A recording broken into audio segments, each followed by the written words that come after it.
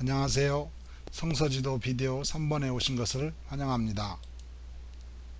이번 비디오에서는 이스라엘의 주요 도로를 살펴보도록 하겠습니다. 지난번 비디오에서 우리는 성경의 땅을 크게 4개의 지역으로 나눌 수 있는 것을 보았습니다. 해안평원, 산지, 요단지구대, 그리고 요단 동부 고원지역입니다. 이제 이 지역들을 통과하는 주요 도로들을 살펴보도록 하겠습니다. 주요 도로들을 아는 것은 중요한데, 왜냐하면 마을과 도시들이 대부분 도로를 따라 위치하고 있기 때문입니다. 성경은 이들 길을 따라 형성된 실제 지역에 살고 있던 사람에게 생긴 수많은 일들을 기록하고 있습니다. 우리는 지도 1-16을 사용하여 4개의 주요 도로를 보도록 하겠습니다. 첫째는 해변길입니다.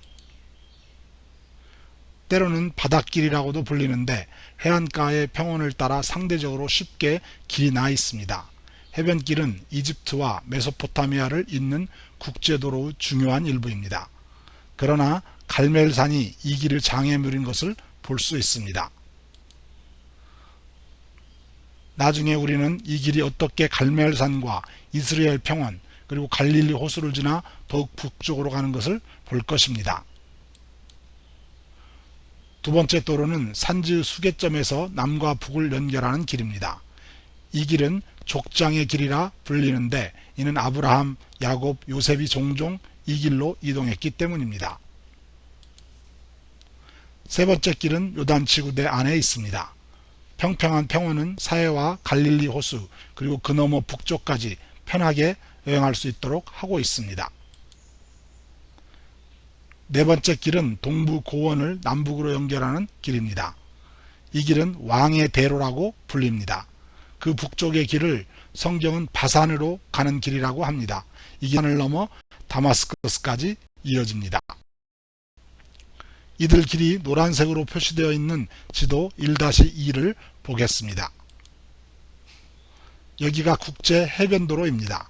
갈멜산까지는 편안하게 갈 수 있는 길이지만 그 후에는 갈멜산 계곡의 길을 통과해서 이스라엘 평양까지 갑니다. 무깃도를 보시기 바랍니다. 이 도시는 갈멜산을 통과하는 길을 지키는 검문소 역할을 합니다. 성경의 구약과 신약에서 모두 언급된 무깃도는 그 지역적 위치와 도로 때문에 역사적으로 중요한 곳입니다. 이 길은 이스라엘 평원으로부터 갈릴리 호수로 이어지고 그 후 더욱 북쪽으로 이어집니다. 이 길은 모두 이집트와 메소포타미아를 연결하는 대국제도로로 알려져 있습니다. 지도 1-2의 족장의 길은 지방도로이기 때문에 노란색으로 표시되어 있지 않지만 그 길을 따라가 볼 수는 있습니다. 이 길은 산지의 수계선을 따라 나 있는 것을 기억하시기 바랍니다. 남쪽의 부엘세바로부터 시작하여 헤브론, 베들레헴, 예루살렘, 베델, 실로 그리고 세겜을 지납니다. 그 후 이스라엘 평원으로 내려갔다가 거기서 국제도로와 합류합니다. 요단지구대의 길은 사해와 갈릴리를 연결합니다. 우리는 요단지구대의 동쪽 길르앗의 기슭을 따라 그 길을 표시하였습니다.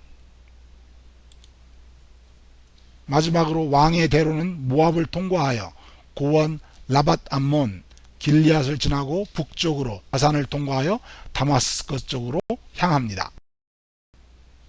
지도 1-15를 보면서 왜 이스라엘 평원이 도로들의 중심지가 되는지 자세히 살펴보겠습니다.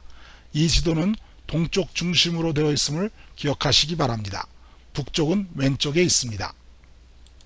이스라엘 평원은 산지와 산지 사이에 있는 삼각형 혹은 화살촉 모양을 한 넓은 평원입니다.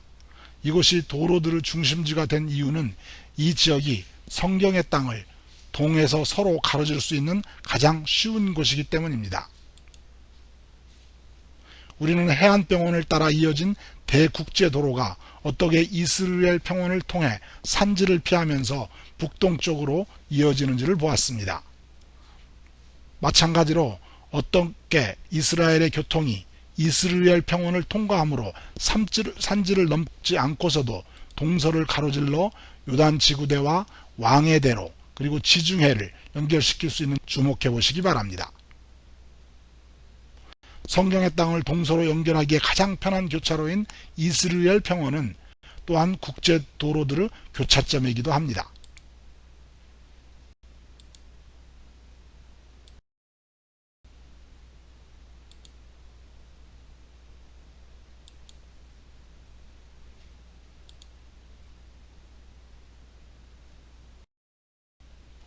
성경에는 이스라엘 평원에서 일어난 많은 사건이 기록되어 있는데 그 이유는 이곳이 최고의 동서 교통로이기 때문입니다. 이곳이 갈멜산에서 바라본 이스라엘 평원인데 멀리 요단 동부 고원의 길리앗까지 보입니다. 이것은 고대 무기또의 폐허인데 이스라엘 평원을 내려다보고 있습니다. 평원 건너편에는 나사렛 산과 다볼산 그리고 모래 언덕을 볼 수 있습니다. 성경시대와 마찬가지로 현대의 고속도로도 무기또를 지나 이스라엘 평원을 지납니다.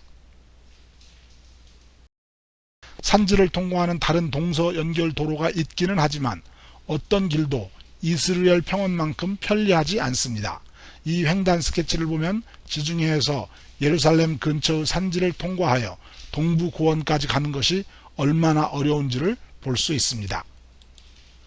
해안평원을 출발하여 약 900m를 올라가면 산지의 수계점, 즉 물이 갈라지는 곳에 도달하고 그 후 약 1200m를 내려가면 요단 지구대에 도착합니다.